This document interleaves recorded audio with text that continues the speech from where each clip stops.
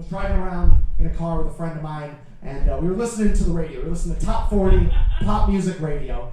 And I'm not proud of this, but while we were listening to Top 40 pop radio, out loud I said the words, "Man, whatever happened to rock and roll?" So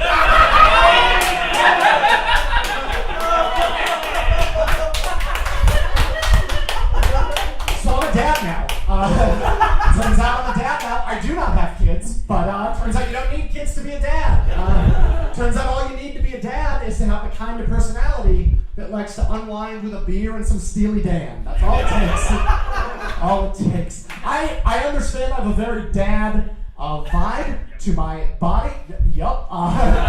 Just the face, the body. I understand that about myself. I one time was walking in a parking lot of a grocery store, and there was a guy with his own shopping cart, and there was some trash in the shopping cart, so he picked it up and threw it on the ground, and then when he looked up and made eye contact with me, he bent back down and picked the trash up and brought it to a trash can. Because that's the kind of face I have. I have the kind of face that just says, "Your mother and I raised you better than that." Put that where it belongs. A lot of people, when they see me, they want to know what my dad looks like, and I'll tell you, my dad looks just like this, but visibly better with money. Does that make sense? Does that make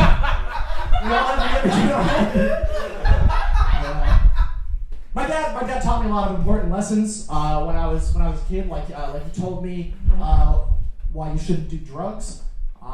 Well, what he actually said was, if you ever get high, I'll kill you. And he got the point across. And honestly, that's good parenting, I think. Is if you threaten to murder your child for doing something, that's another reason why I think we need to split the millennial generation, because the parents are too soft. We had kids that, like, if you came over, it's like, "Hey, take your shoes off, because Keith's okay with doing 25 to life, okay?" I said that once at a show, and an older guy raised his hand, and just what? Actually, in the state of New York, it's 15 years with parole. And I was like, "Oh, that's a good dad. No, that's a good dad. If you know the charges for murdering a kid, yeah, that's Father of the Year as far as I'm concerned."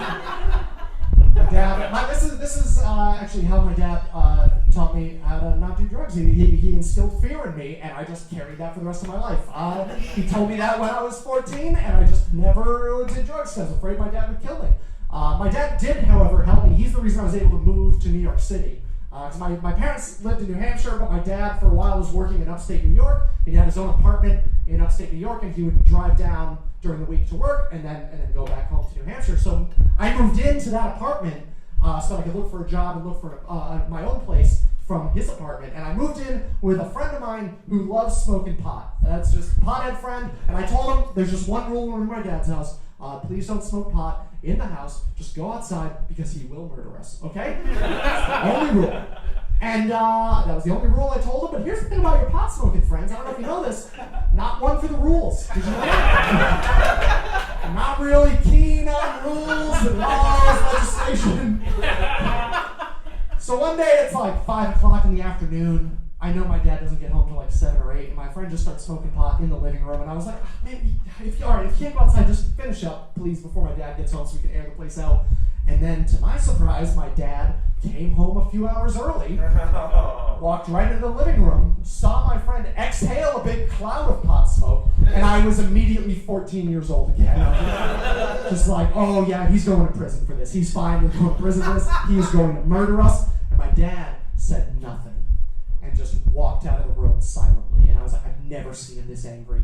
We are for sure going to get kicked out of this house. He's going to kill us." And then, to my surprise, my dad came back into the living room with his own bag of pot.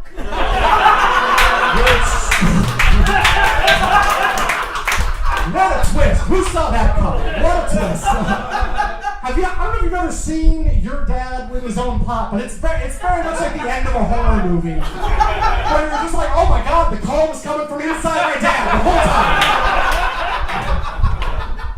Anyways, I smoked pot with my dad that night. Very weird experience. We smoked pot out of my dad's one-hitter. My dad has a one-hitter. I now just know that about my dad. And my dad has had this one-hitter since 1976. It is a collectible antique one-hitter. And this did not look like today's one-hitters. Okay, like you seem cool. We've all seen a one-hitter, right? A one-hitter made in the last few years. It's about yay big, and it's painted to look like a fake cigarette, right? So that way you can fool a cop who can't smell, right?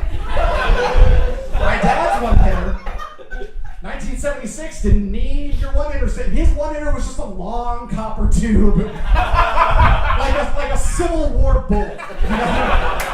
Like my dad's one-hitter was so old it had a bayonet at the end of it. You know? And I smoked pot with my dad out of this one-hitter. And then he just goes, "Hey, whatever you do, don't tell your sister about this." 2 weeks later, I visit my sister at college. And we're getting drunk at a party. And I just go, "Oh my God, you're not going to believe what I learned about Dad." And she just goes, "Oh, did you find out that he and Mom almost got divorced last summer?"